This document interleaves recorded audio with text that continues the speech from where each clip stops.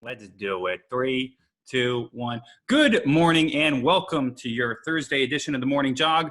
My name is Matt Cohan and I am with the dreamy Francis Ellis and Robbie Berger. Hello, youngsters. Does Hi. my hair look a little ridiculous today? Yep. It does? Mm-hmm.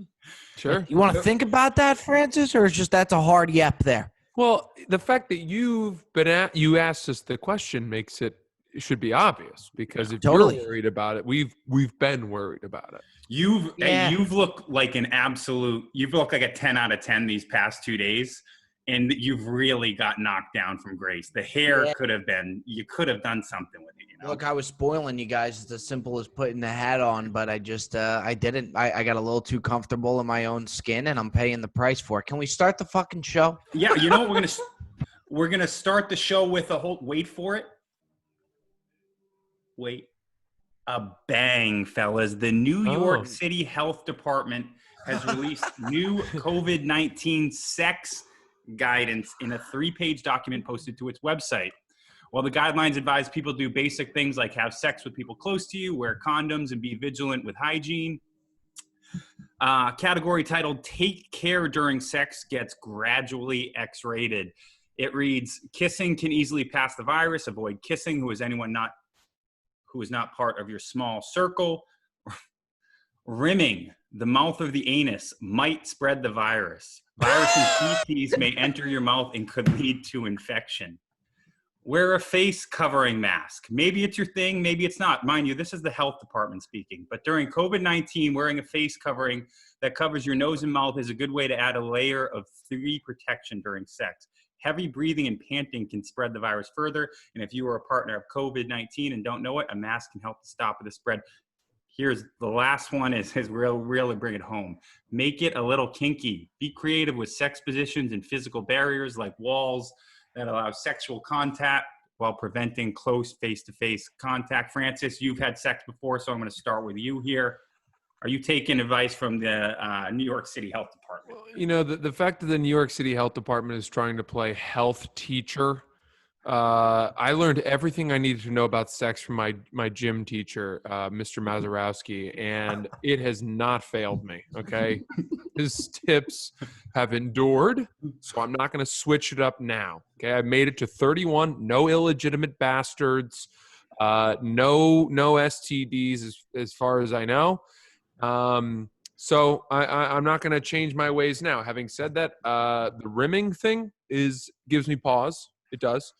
Might have to cut that out of the old lineup for now. But at the same time, you know, maybe just clean up those dingleberries. Do a little swipe north to south before you get in there.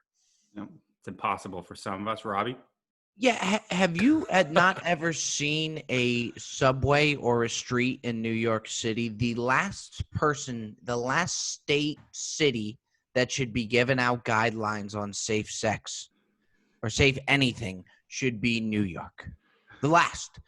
And I mean, to think that if you go to a girl and ask her if she could kindly put on a mask before you have sex, odds are you're not having sex that night.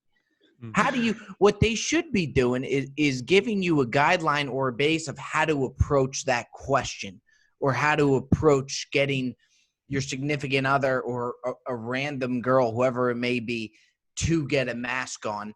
And another thing in the article they said was they're going to give a quick 19 steps. Nothing about 19 steps is quick. It's just not. So I just think it's the last state that should be giving out safe sex guidelines.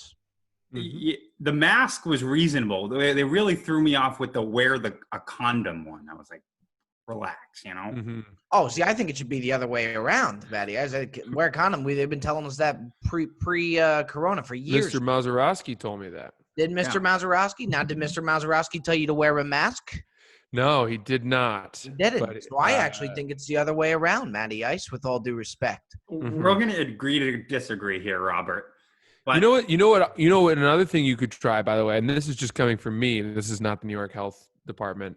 You ever see those new room massage videos? Mm-hmm.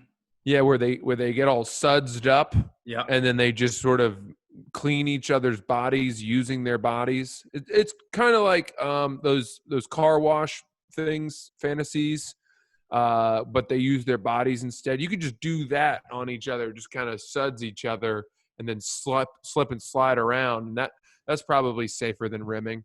After that, you might be able to get the green light on the rimming if you go ahead and do that, Fred. That's true. That's true. Antibacterial sudsing. Yeah. Yeah. Just looking out for you and your rimming. That's all I'm doing here.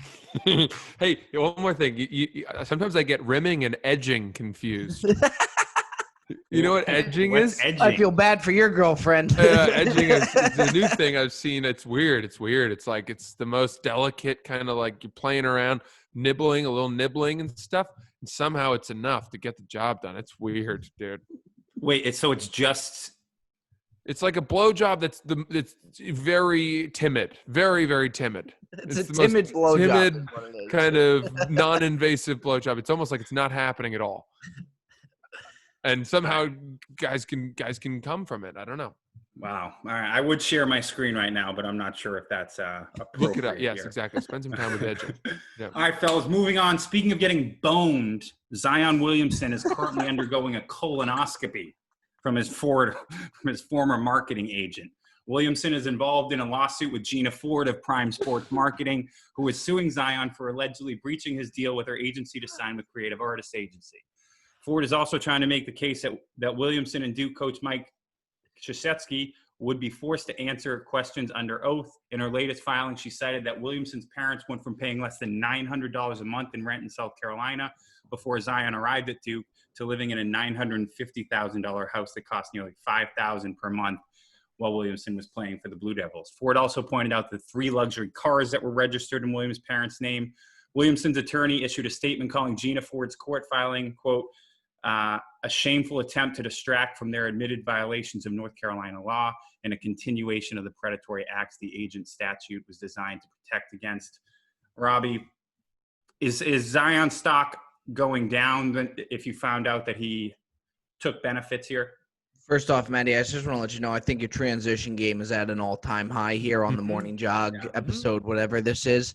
Look, this girl 22. is one of the worst type of humans around. She really is. It's one thing to sue the guy, but to air out all this dirty laundry, and it brings back the topic, athletes not being able to be paid. Look, I'm not saying that they should, but how can you hold it against this kid? Okay, when you are being offered money and your parents are accepting money as well, you don't even know how big you're going to get. You don't even know if you're going to make it to the league. A lot of these players coming from absolutely nothing and at the age of 16, 17 are supposed to be able to be mature enough to decline money or cars coming your way to know in the future that it's going to come back to haunt them.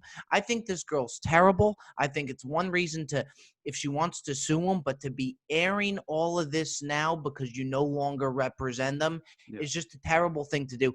This does not affect Zion Williamson's stock.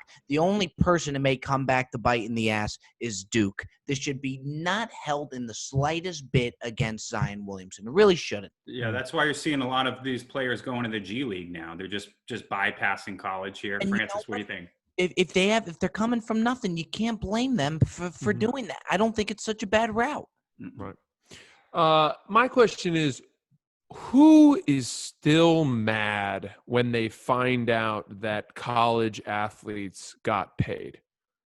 You know what I mean? Yeah. Like, Totally. how pathetic would you have to be? To me, it's as outdated as like if there was a surviving prohibitionist teetotaler who was mad at alcohol sales. It's so out of touch. It's people who still call weed a drug. You know, it like move on.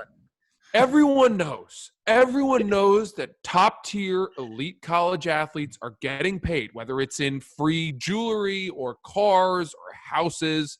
That's just the way of the world. We're seeing that the NCAA is moving towards some kind of pay-per-play situation. If we're not there yet, we should be. And don't be the last person dying on the hill of how dare they? They should be Yeah. going to school for their education for 1 year. Get out of here, man. Like the only evidence you need is like what kind of 18-year-old kid would choose to go to Duke? Like a smart school, not a lot of hot girls. FSU would win a national title every year if people weren't taking a little something on the side here. And, you know, Francis playing for Harvard lacrosse, you can only imagine the type of things that were offered to him that were coming his way. So, I mean. Yeah, exactly. In fact, you know, you couldn't play there unless you paid. You had to donate in order to be on that team. I lost money going to Harvard to play lacrosse. So, oh God, I bet you got some pretty good swag though. Nobody was mad at you, Francis. Nobody was checking my fucking 401, you know, my 1099s. Francis got a free swipe at the cafeteria. Yeah, I want to know how he got that new microphone. That's what I'm thinking. There you go. Yeah. So nobody cared, fortunately. We were not under scrutiny. We were also not under scrutiny for drug testing. Like there were signs up that would say like these are your lists of banned substances, and we just knew we were never going to get tested. Nobody cared. How many people did you have at your games? Like a big game, like a rivalry big game? I mean, we had one that had like 4,000 when we would play Princeton, and it was like, you know, a Saturday night game or something, and or the Harvard Yale game would do pretty well. And that would be cool. Like in Harvard Stadium, It was awesome. Yeah. That stadium's legit. I like that. It's like a kind of a oldest stadium in America. Yeah. Yeah. All right. Our final story today, fellas. Well, Dr. Fauci called the coronavirus his worst nightmare on Tuesday and said we've got a ways to go. PGA Tour players couldn't be more loose in their approach to the pandemic. ESPN's Michael Collin said some players told him that it was business as usual at the Colonial on Tuesday as they prepare for the first tour event since March. The tour took notice and sent a text to players to remember to practice social distancing because it not only is critical for health safety, but for public presentation as well. Brian Wacker of Golf's Digest heard some players, the same from the players and caddies earlier this week, saying that they're simply doing their own thing when it comes to eating out, lodging, etc. Are you surprised on this, Francis, that it's back to normal for these guys? No, because you know what? It's back to normal for a lot of people. Right. Okay. And I'm not being controversial here. I'm not saying I agree with it, whatever. I'm just saying most people under the age of 40 don't care anymore. That I've experienced. People are hugging, people are high-fiving. If you're wearing a golf glove, you're going to fist bump your buddy when he drains a 30-footer. Nobody cares. Okay. I don't see these tour guys, you know, not only like golf is not a sport where a respiratory infection would really sideline you too much. You're not running up and down the court. You're not logging miles through the midfield of a soccer field. So I just don't think these guys care. Do you really expect a guy like Beef to care? No. So I don't know what you want me to say. Like, yeah, it's bad. I don't know. Maybe we're going to have a second wave and it's going to start from the PGA Tour. I don't know. Are they're not having anybody like line the side, are they? There's no spectators, right? Right. Yeah. These are crowdless events. Yeah. So I don't know. What do you think? My thing from this Brian Wacker thing is if you want to come at the players, come at the players. Can we stay away from the caddies? Do we really have to take aim at the caddies? Believe it or not, I have a friend on the PGA Tour that's a caddy. He's called Big Wave Dave. Okay? You would be amazed at the way these caddies get after it, though.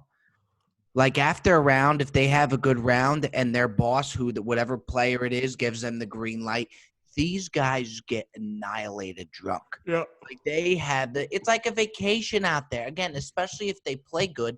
Even if their guy doesn't play good, they miss the cut, and then they spend another 2 days in the Bahamas while the rest of the players who made the cut are there. My only thing with this, just stay away from the caddies. Let the caddies do their thing. You want to bust a player's ball, bust it. Don't fuck with the caddies. The caddies can use some shit every now and then. That looks like the cushiest. How much are those guys, like an average tour player? How much is the caddy? Because the only thing, like the caddy from Billy Madison or Happy Gilmore, the homeless guy. I mean, that's kind of what skills do you need to be a caddy? You know what this Big Wave Dave was telling me? He said some caddies have it really good to where I found this very interesting, to where the players make their own reads. For example, Dustin Johnson has his brother as a caddy.